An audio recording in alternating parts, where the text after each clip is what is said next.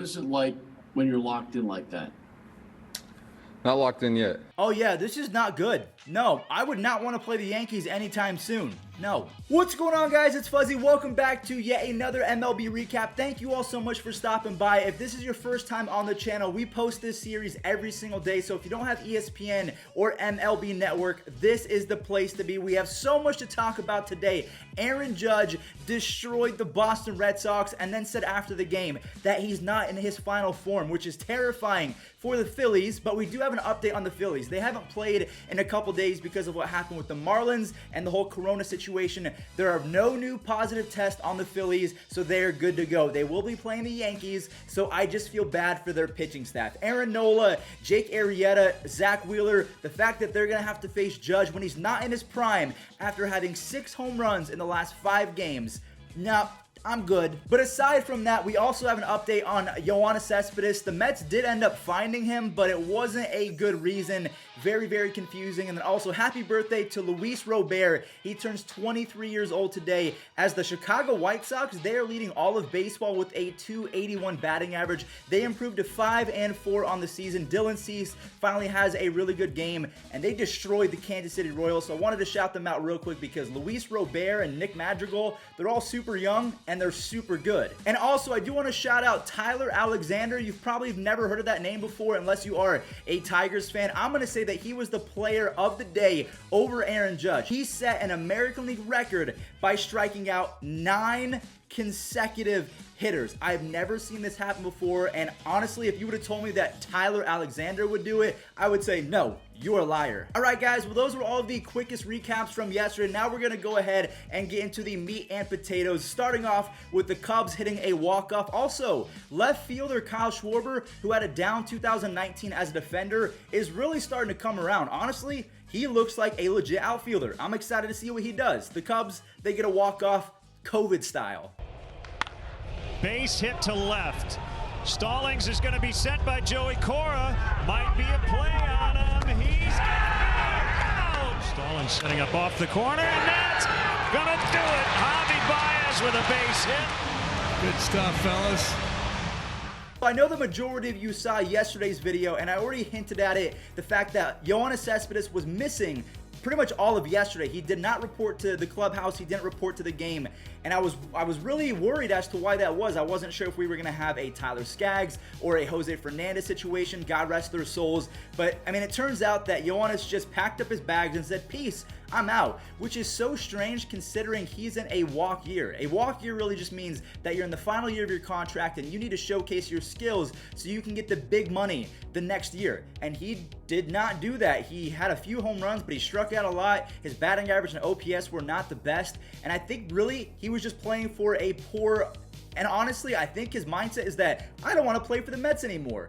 And to be honest with you guys, the Mets are one of the most underperforming teams to start 2020. I don't know if they're going to be able to turn it around already, which really sucks to say. Surprisingly, you know who's not a dumpster fire, even though everyone predicted them to be?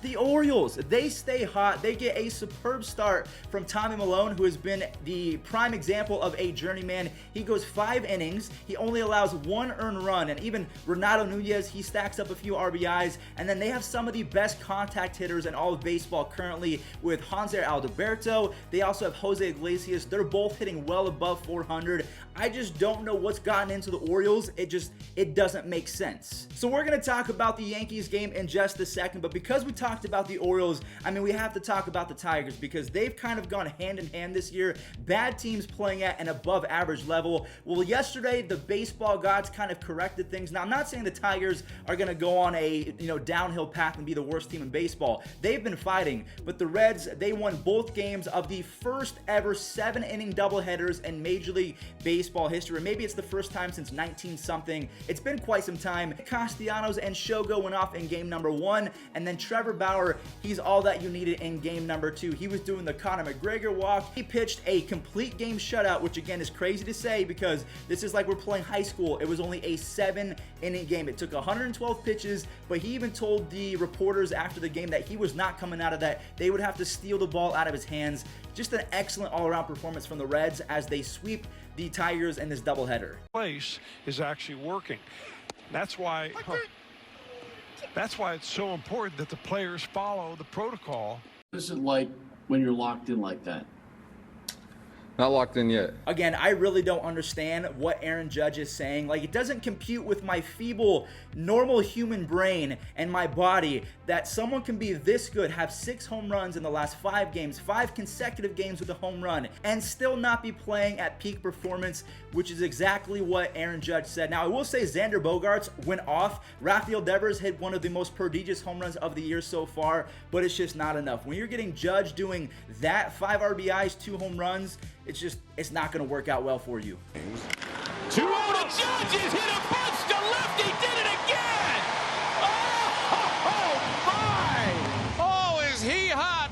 His second home run of the night. Here's a name that you guys should be thinking about if you have a fantasy team, because I don't think that he's owned in a ton of leagues. Chris Bassett of the A's. He provided his second straight quality start. Now, he's not going to go 8 innings every single game, but so far in almost 10 in 2020, he's only allowed 1 earned run and he has 12 strikeouts, so he is doing it. Ramon Laureano, he started off 2020 on fire, then he slumped, but now he's back to raking with a 3-run bomb. And also, side note, Kyle Lewis, he continues to do his thing. I'm not going to show the highlights because MLB is so weird with copyright. I wish that we could start a petition to allow them to show as much footage as possible, but they don't want to. But Kyle Lewis extends his hitting streak to 10 games. The dude straight rakes. I would love to have him on the Indians because, I mean, we could use him. The Indians suck at offense right now. 2 teams that have proven they are not going to suck anytime soon when it comes to scoring runs. The Angels versus the Astros. This was a really fun series to watch. I'm not sure if it's over. I'm pretty sure it is.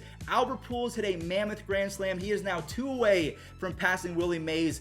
But unfortunately for the Halos, the bad guys did end up coming back as Alex Bregman and the Astros, they steal the W. Stubbs sends one deep to left field. This will be deep enough to score. Tucker, airman. Fly ball, playable, center field. George Springer puts it away, and the Astros are winners. Did you guys know that Jose Altuve is hitting 158 in 9 games to start the season? That is wild. And then on the contrary, Michael Brantley, he's almost hitting 450. Now, I do want to also note that Shohei Ohtani started this game. You guys probably wouldn't have known because it went into extras. There were so many runs scored, and he only really threw about 2 innings. The sad part is the fact that he came out of that game, he was throwing 97, and then all of a sudden his fastball was down to 90, maybe 89. He was having some discomfort in his surgically repaired right arm, so an MRI has been scheduled. I think it's going to come out sometime soon. I'm hoping that nothing is wrong because I want Shohei to be better. I want him to pitch well because he is really the best thing that we've had since Babe Ruth in terms of two-way players. I hope that he stays healthy. Clayton Kershaw saved his opening day magic for his return to baseball yesterday after missing a few starts with a bad back. If you didn't know, Kershaw, I believe, is number 2 in Major League Baseball history, right behind Bob Gibson, or he might even be number 1 for the best opening day ERA ever. So he saved all that magic for the Diamondbacks yesterday, and are the Diamondbacks bad? I'm asking this in almost every single video. Or is Clayton Kershaw in the regular season just unstoppable? 5 2/3 innings, no runs. He was just masterful. And then also Cody Bellinger, he said to Dave Roberts, "Don't you dare bench me again." He hit his first home run of the year. And then also Mookie Betts, he hit a home run with a swollen finger. So he might miss a game or two. I mean, he swung, and we've all had that before where we swing and it hits the wrong part of the bat and it sends the shock waves and it really hurts the hand. I'm hoping that he's all right, just like Shohei. To snap an 0 for 16, and Bellinger smokes the 3-2 right field corner. It's gone! Welcome to 2020, Cody. Mookie Betts can make all the difference. Betts connects on the 2-1. Deep right, and gone! Splash down! Can you guys remind me what year it is in the comment section down below? I know I've said it a couple times throughout the video, but the next 2 games are just so confusing because they were led by Evan Longoria on the Giants. Even though the Giants did lose, he is raking to start 2020. And then same for the Rockies with Matt Kemp. So Evan Longoria, Matt Kemp, both raking. You would have thought that it was 2009. However, the Giants did end up losing to the Rangers as Joey Gallo says, "I have bigger muscles than you." And then the Rockies pitchers, they're on fire, so they do pick up the W. Antonio Sensatella, I mean, he must think it's 2018 as well because he's on fire. This ball crushed out to right field, deepest part of the park. It carries well. It's gone! Right over the 415 marker in after dropping the first 2. And there's strike 3 call. Boy, made very light work of the Giants in the 9th inning, and Volquez. 6th inning. Swung on and missed. A strikeout again of Tatis. And he strikes out Grisham. Outs in the air to right field. This should do it. Charlie waiting. If you're a Twins fan, I hope that you're not taking offense to the fact that the Twins have always been towards the later half of the video, but it's just because the games have been so boring. The Twins pitching staff has made the Indians offense look like a AAA, might I even say a AA, single A T-ball team. I mean, we've scored 4 runs in the past 30-something innings, but Jorge Polanco, Mitch Garver, and Nelson Cruz, that's all that they needed to do. I mean, the Twins even started Tyler Clippard as an opener. So what is happening? All right, everyone. Well, that is going to do it for today's MLB recap. Again, happy birthday to Luis Robert. The Mets continue to be the Mets. Maybe they turn it around, maybe they don't. Also, make sure that you guys take a look for Albert Pujols, because again, he is 2 away from passing Willie Mays for 4th all-time, 3rd all-time, something crazy insane like that. But thank you guys for watching, and let's enjoy this day in Major League Baseball history. There's a drive. That's number 100. Oh my goodness. Wow. Oh my goodness. 1-0 Diamondbacks. Jay Upton's going to lead off the bottom half of the 4th inning. It's a long drive deep to center. Jones back, and that ball is out of here. 7 the score. Now Adrian Beltre back at the plate. He needs a homer for the cycle. He got it. All 3 of Beltre's cycles have been in Arlington.